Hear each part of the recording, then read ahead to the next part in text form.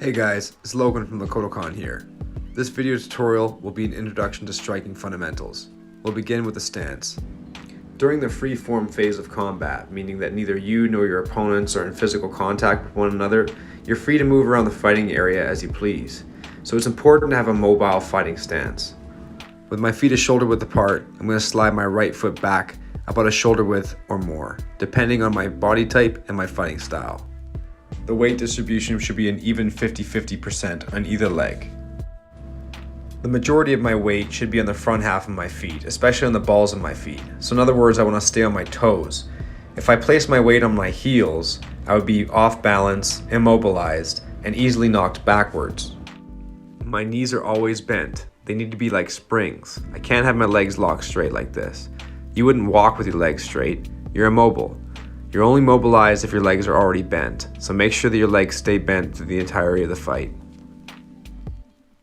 Basically, a good stance is an athletic one. It's staggered, it's balanced, it's mobile, and it's constantly moving. It's never static, so it's ready to shift in any direction as need be.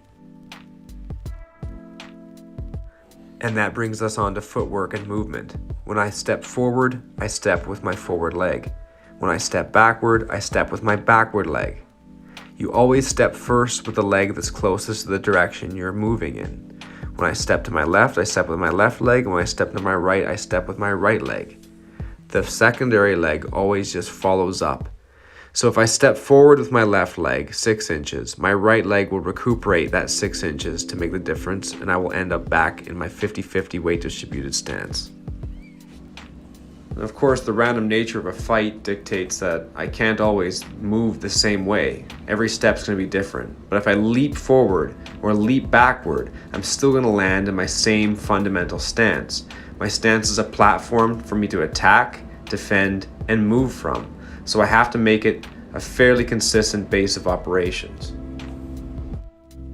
So, whether I'm shuffling, leaping, or sidestepping, this is the basic footwork to use in the free-form phase of combat.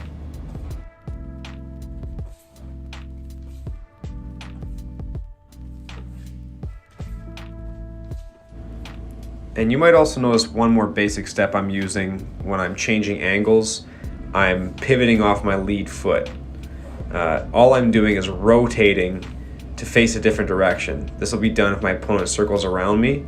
I pivot off that foot, continue to face him. Let's talk about the arm positioning. My fists are raised, my elbows are in tight close to my body. They need to protect my torso. My fists aren't high enough to be able to at least block my jaw. I'm not tensing my fists. My forearms are vertical.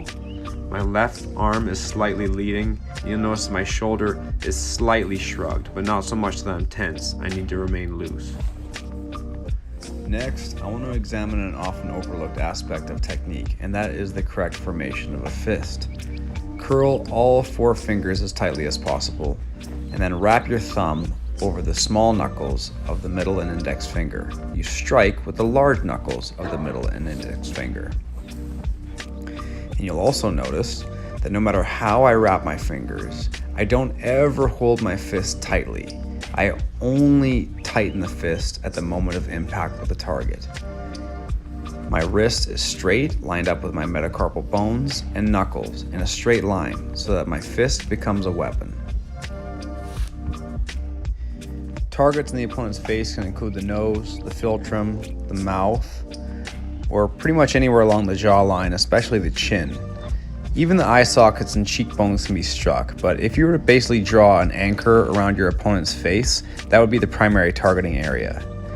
Anywhere above the brow line is too hard to be struck with a fist. You can hit it with an elbow or a kick, but avoid punching above the eyebrow. Now let's look at our first basic strike, the jab. The jab is a straight punch with the leading fist, in this case, our left fist. The jab is fast and strikes out directly towards the target and returns in the exact same manner. You'll notice that I rotate my fists so I go palm down towards the end of the punch especially. This is so that I can easily strike with my first 2 large knuckles as we talked about before. And it also helps to roll my shoulder up and protect my face so I'm not exposed when I fire that punch directly out. You'll notice that the punch comes straight out the center line, and I don't flare my elbow. My elbow stays down so that it's not telegraphed. Telegraphing a punch means allowing the opponent to see it, and I definitely don't want that. Now watch, my posture stays upright as I throw the jab. I try to avoid leaning, although I can lunge forward or step forward with the punch. The jab is an excellent way to gauge the distance, set up a rhythm, and try and determine how your opponent reacts to your strikes.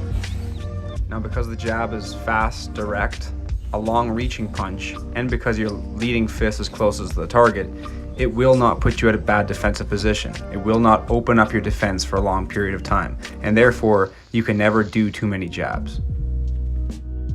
Now let's look at the second punch, which is called the cross. The cross is just like the jab in that it fires straight out like a piston, and I keep my elbow down. My fist rolls over, going palm down, just like I did with the jab, and my shoulder is still coming up to protect my face while the punch is out. When one fist fires out, the opposite fist will retract to cover my face. So as my right cross flies out here, my left hand is pulling back to cover. Here you can see why I'm able to generate so much power with my right cross. I'm turning my rear foot, pushing off the ground, and developing a kinetic link through my knee, hip, upper body, and shoulder. My body needs to stay upright for this. I don't want to lean forward, that'll throw me off balance. I also don't want to lock my rear knee into a sort of a lunge position. I want to stay loose and just pivot that back foot. Again, this is called kinetic linking, and basically what I'm doing is taking force from the ground, channeling it through my body and out my knuckles. Now it's very important your head never passes over top of your knee. If your head goes over top of your knee, you're off balance. That's way too far. Remain upright and centered. If you have to move forward, if you're too far away, step forward to cover the distance.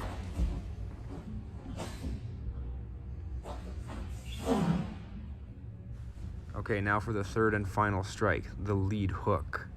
I'm going to tilt slightly to my left, okay?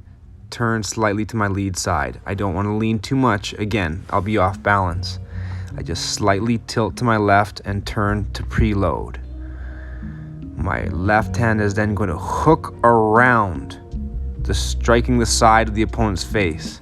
It's coming around his guard. And I'm landing right on the side of the chin or jaw, sometimes temple. Notice how my wrist, knuckles, elbow are all lined up. My forearm is parallel to the ground. And the force is that such I'm pulling my shoulder first, and through elastic tension, my fist is coming in behind. I'm not throwing my fist out in front of my chest trying to use my chest muscles like that. That's just my arm punch.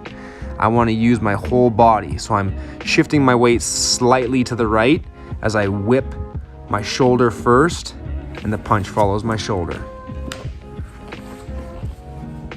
Now you're gonna watch as I do a little faster. I'm shifting slightly to my left. Also notice that my left leg can pivot like that. My lead leg can pivot to help me deliver force, but it doesn't necessarily have to. It depends on my style, and it depends on the context of the situation.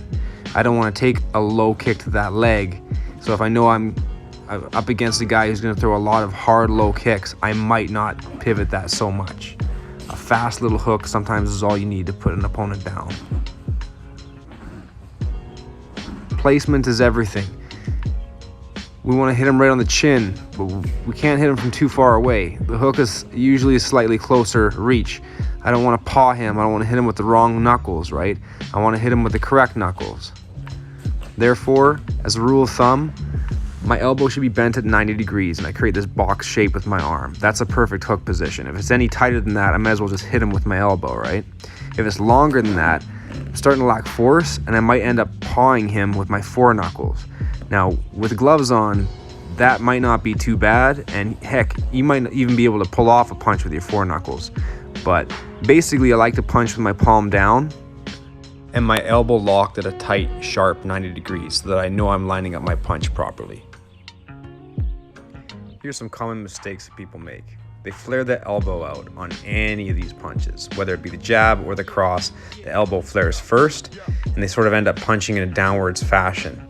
Okay, they might feel stronger, but you can see the elbow coming a mile away.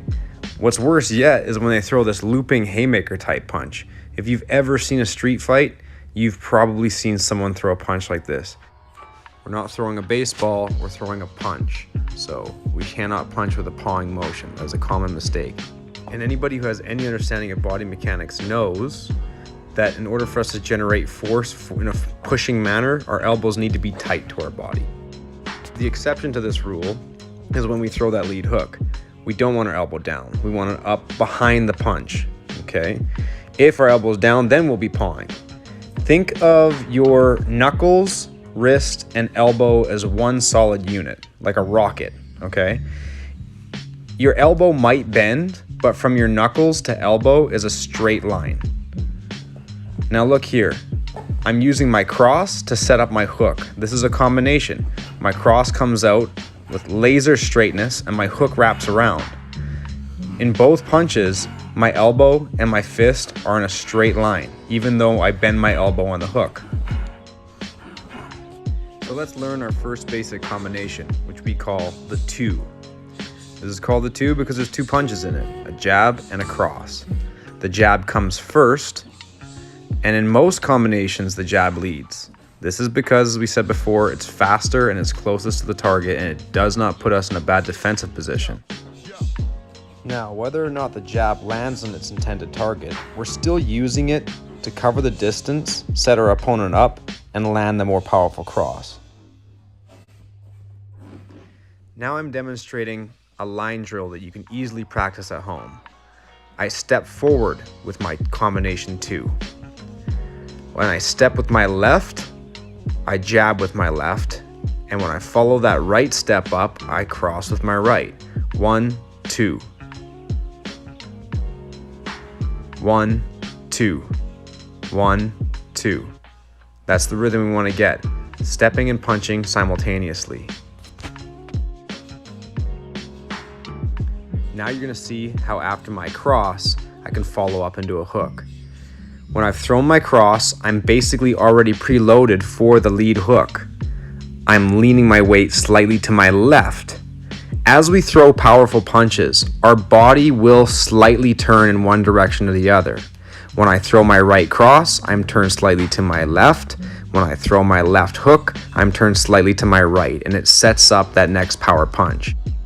This is how we can chain our punches together in combination, by swaying the energy of our body back and forth. And this brings us on to our third and final combination, the three. We start with the jab, then the cross, finish with the hook. Jab, cross, hook. Just like that. This is a 3-hit combination, ideally building up in power. The jab cross have the opponent confused, maybe bewildered, and finally when he's either blocking or trying to parry the center strikes, we're going to loop around from the side and hit him with that hook. Listen to how I'm breathing.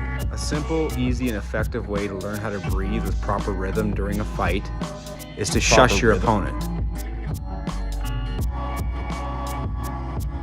Basically, push a short burst of air through your teeth the moment you strike. Not enough so that you're out of breath, but just enough that you can express energy in that second and tighten up your abdominal muscles. It sounds like you're telling your opponent to be quiet. Finally, you'll see me put some different combinations together. There's a 2, there's a double jab, a 2 again, and this time a 3. I fire another 2, and I'm slightly changing angles as I do this. Cross hook this time, a 2 again, a double jab cross, that's called a 1-2 by the way, and then a 3. Shadow boxing is when you imagine an opponent in front of you and practice your techniques against them. It's a great exercise to practice at home or when you don't have a partner. Just make sure that technique and form come before speed and power.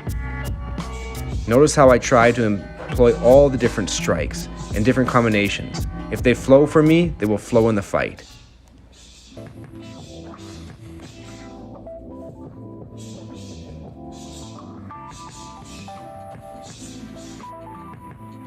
Well guys, that concludes this video lesson on the fundamental striking techniques. You learned how to base yourself in a proper fighting stance, how to traverse the battleground with agile footwork, and how to throw 3 basic strikes: the jab, the cross, and the lead hook. We also learned how to combine them into 3 basic combinations: the 1, 2, and 3. Stay tuned for future videos. Thanks for watching.